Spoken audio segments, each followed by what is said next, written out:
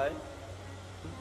સૂરો પણ હોય ને પૂરો પણ હોય, બાકી ભક્તિ માણસને વિચલિત કરી દે છે.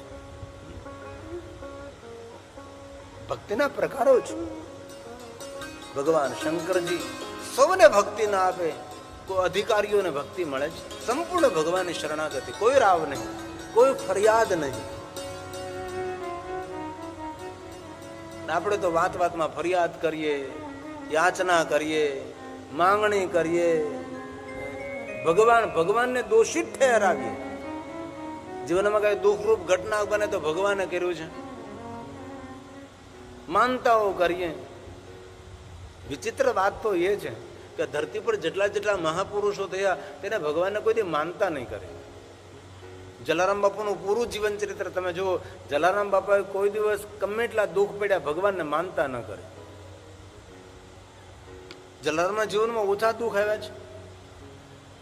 2 દીવા કરી નાખીશ ને, શ્રીફળ વધેરી નાખીશ ને, ફલાણું કરી નાખીશ ને, નહીં માનતા નહીં. મીરાએ વિષપાન કર્યું પણ ભગવાનને માનતા ન કરે. નરસિંહની ઉપર દુઃખના ડુંગરા તૂટી પડ્યા પણ નરસિંહ મહેતા માનતા ન કરે. આપણે તો હાલતા 2 દીવા ભગવાન કરીશ તને, શ્રીફળ વધેરી નાખીશ, ફલાણું કરી નાખીશ, આમ કરી નાખીશ, તેમ કરી નાખીશ. માનતા એ શું છે? ભગવાન ઉપર શ્રદ્ધા નહીં હોવાનું એક પ્રતીક એ માનતા છે.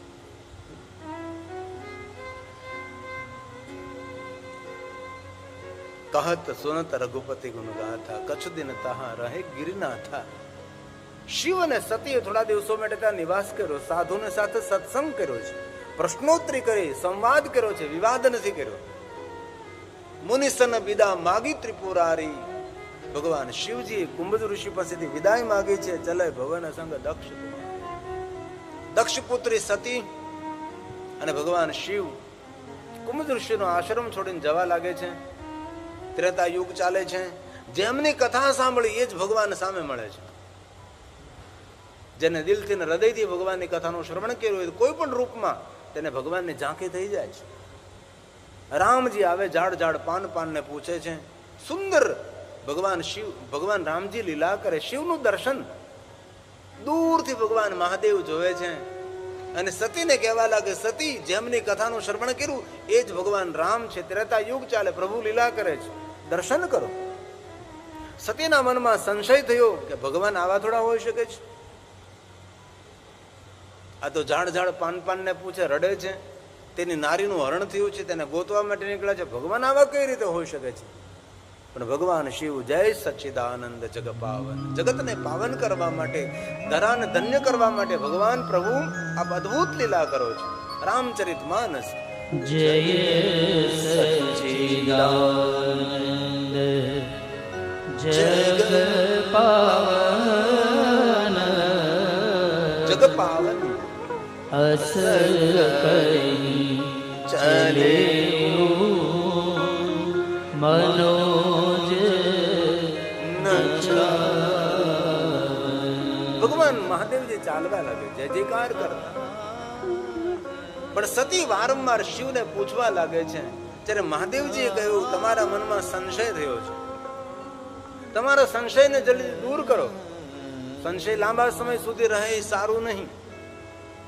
તમે જાઓ, પરીક્ષા કરો, પણ વિવેકનું જતન કરજો, વિવેક રાખજો. જ્યાં સુધી આપણી યોગ્યતા પ્રમાણે મળે ત્યાં સુધી વિવેક રહે છે. આપણી યોગ્યતાથી વધારે જયારે મળી જાય ત્યારે માણસ પોતાનો વિવેક ચૂકવા લાગે છે. સતી પરીક્ષા કરવા જાય છે. સતી સીતાનું રૂપ લે છે. રામજી ને લક્ષ્મણજી આવે તેની સામે ઉભા રહે છે. રામજી ઓળખી ગયા છે અને ભગવાન રામ અને સતીનો સુંદર સંવાદ છે. અંતે સતી સીતાનું રૂપ લઈને રામની પરીક્ષા કરે છે. સતી પાછા ફરે છે. ભગવાન શિવજી સમજી ગયા સતીએ ભૂલ કરે છે. મન હિ મન ભગવાન શિવજી સતીનો ત્યાગ કરે છે. શા માટે? સતી જૂઠું બોલ્યા, કછો ન પરીક્ષા લેની ગોસાઈ, મેં કોઈ પરીક્ષા નથી લેતી, જો તુમ કહો સમૃષા ન હોય. મહાદેવ આપ કહો એ સત્ય જ હોય. સતીનો ત્યાગ કર્યો છે. મન હિ મન ત્યાગ સતીને તો ખબર પણ નથી. દેવતાઓ જય જયકાર કરવા લાગ્યા છે. ધન્ય છે મહાદેવ, આપ જેવી પ્રતિજ્ઞા કોણ કરી શકે? તમારા જેવો ત્યાગ કોણ કરી શકે છે? આ દુનિયાએ જય જયકાર ત્યાગનો કર્યો છે, સમર્પણનો ત્યાગ કર્યો છે, બલિદાનનો ત્યાગ જય જયકાર થયો છે. જેને મેળવ્યું તેનો જય જયકાર ઓછો થયો, જેને છોડ્યું તેનો જય જયકાર થયો. જેને ત્યાગ કર્યો છે, જેને જીવનમાં કાંઈ કર્યું છે એની પ્રશંસા થઈ છે. રાજમહેલોમાં રહેતા રાજાઓની પ્રશંસા ઓછી થઈ, ઝૂંપડામાં રહેતા સંતોની પ્રશંસા વધારે થઈ છે. જલારામ બાપા રાજમહેલમાં નહીં રહેતા હતા, દુનિયા હજી તેના ગુણ ગાય છે. નરસિંહ મહેતા રાજમહેલમાં નહીં, હજી પણ નરસિંહના ગુણો ગાય છે. મીરાજે રાજમહેલ છોડી દીધો. દેવતાઓ મહાદેવનો જય જયકાર કરે. ચલત ગગન ભય ગીરા સુહાય, આખું આકાશ ગુંજી ઉઠ્યું છે.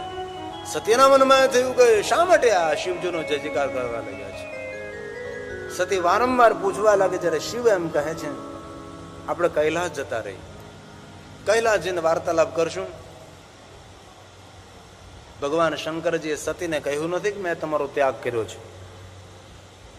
પણ સતી સમજી ગયા જરૂર કઈ સંકલ્પ થયો છે. શિવ અને સતી કૈલાસ પહોંચે છે. સતી ભગવાન શંકરજીને પૂછે એ પહેલા ભગવાન મહાદેવ ધ્યાનસ્થ થઈ જાય. 87,000 વર્ષો વીતી જાય છે. શિવજી ધ્યાનમાં બેસી ગયા છે.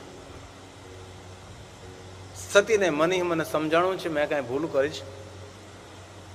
સતી ક્ષમા માગે છે. ભગવાન શિવ નેત્રો ખોલે છે. સતીને કહે છે મારી સામે બેસો, હું તમને મારા ઈષ્ટ ભગવાન રામની કથા કહું. અને ભગવાન શંકરજી કથાનો પ્રારંભ કરે. લગે કહન હરિ કથા રસાલા, રસથી ભરપૂર ભગવાન શિવ કથા કહેવા લાગે છે. ભગવાન મહાદેવ સ્વયં કથા કહે છે. સતી કથાનું શ્રવણ કરે છે. પણ તે સમયે પ્રજેશનગરમાં યજ્ઞનું આયોજન થયું છે. દક્ષ મહારાજે શંકર ભગવાનનું અપમાન કરવા માટે, કારણ કે એ પણ એક કથા છે, કારણ કે દક્ષ એ શિવદ્રોહી હતા, તેને શિવ પરંપરા સ્વીકાર્ય નહીં હતી. શિવ વગર યજ્ઞ સંપન્ન કરવો હતો. દક્ષ મહારાજના ગુરુ ભૃગુ ઋષિએ દક્ષ મહારાજને બહુ સમજાવ્યા કે શિવ વગર કોઈ કાર્ય સંપન્ન બને જ નહીં. તમે જો યજ્ઞમાં શિવને આમંત્રિત નહીં કરો તો તમારું યજ્ઞ પૂર્ણ નહીં થાય. દક્ષ મહારાજ અભિમાનમાં પોતાના સદગુરુ ભૃગુની વાત સ્વીકાર્ય નથી રાખ્યું અને વિશ્વના દરેક દેવી દેવતાઓને આમંત્રિત કર્યા, પણ શિવજીને આમંત્રણ નથી આપ્યું. શિવને તો આમંત્રણ નથી આપ્યું તો સતીને પણ આમંત્રણ આપવામાં નથી આવ્યું. તેથી દેવતાઓ બધા આકાશ માર્ગે જવા લાગ્યા પ્રજેશનગર તરફ. શિવ કથા કહે. સતીએ કથાની વચ્ચે વિક્ષેપ કર્યો છે અને કહ્યું છે કે આ દેવતાઓ કઈ બાજુ જઈ રહ્યા છે. ત્યારે શિવજીએ સતીને કહ્યું કથા સાંભળો. કોણ ક્યાં જઈ રહ્યું છે, કોણ ક્યાંથી આવે છે, કોણ શું કરી રહ્યું છે, એમાં તો જીવન ઓછું પડે છે આપણું. ભગવાનની કથાનું શ્રવણ કરો. પણ સતીનું કથામાં મન લાગતું નથી. સતી વારંવાર શિવને પૂછવા લાગે છે. ત્યારે શિવ કહે છે કે તમે સાંભળો છો તો તમને દુઃખ થશે, નહીં મને કહો વાત શું છે. ત્યારે સ્વયં શંકર ભગવાન કહે છે બડ અધિકાર દક્ષ જબ પાવા, અતિ અભિમાનો હૃદય તબ આવા. તમારા પિતાના અભિમાન આવ્યું છે, અભિમાનને કારણે યજ્ઞ કરી રહ્યા છે. તેને દેવલોકમાં દેખાડી દેવું છે કે શિવ વગર કોઈ પણ કાર્ય સંપન્ન થઈ શકે છે. આપના પિતા દક્ષ મહારાજને ખબર નથી, એ કાર્ય સંપન્ન નહીં થઈ શકે. આપણે સતી કથા સાંભળો. આપના પિતા ભલે યજ્ઞ કરતા રહે. નહીં, મારા પિતાને તો યજ્ઞ હોય, મારે જવું જોઈએ. શિવજીએ સમજાવવાનો પ્રયાસ કર્યો પણ સતી સમજ્યા નથી.